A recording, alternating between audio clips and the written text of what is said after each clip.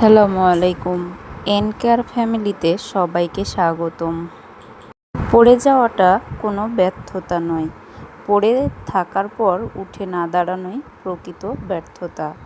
কাল কি হারিয়েছি তা ভুলে যাও, আজ নতুন করে শুরু করার সুযোগটা কাজে লাগাও।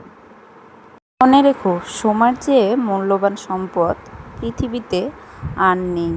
সবাই তোমাকে নিয়ে কি ভাবছে সেটা তোমার দেখার বিষয় নয়। তুমি জানো তোমার মূল্য কত, আর এটাই যথেষ্ট। নিজের আত্মবিশ্বাসটাই হলো বড় শক্তি। তাই নিজের আত্মবিশ্বাসকে কাজে লাগাও এবং পড়ে না থেকে উঠে দাঁড়াও। কাজের ফাঁকে ফাঁকে আত্মবিশ্বাস নিয়ে একটু কথা বললাম। আসুন এবার কি কাজ করছি সেটা আপনাদের জানাই। 2 লিটার বোতল ফেলে না দিয়ে কিভাবে ফুলদানি তৈরি করতে হয় তা দেখে নিন আমার এই ছোট্ট ভিডিওটিতে। এবং ফুলদানিটি যদি ভালো লেগে থাকে তাহলে অবশ্যই কমেন্টে জানাবেন।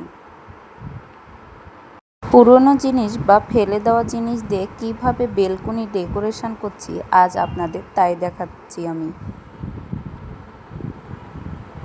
আমার সাথে থাকুন এবং আমার কাজ যদি আপনাদের ভালো লাগে তাহলে অবশ্যই লাইক, শেয়ার এবং সাবস্ক্রাইব করে আমার পাশে থাকবেন। আশা করি বেলকনি ডেকোরেশনটা আপনাদের খুব ভালোই লাগবে। অবশ্যই ভিডিওর প্রথম থেকে শেষ পর্যন্ত দেখবেন, তাহলে অনেক কিছু শিখতে ও জানতে পারবেন।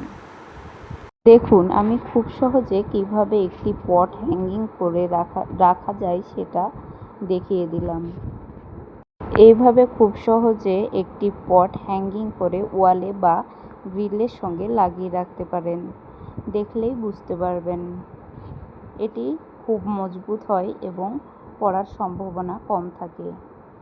ভিডিওটি ভালো লাগলে আমার পাশে থাকবেন।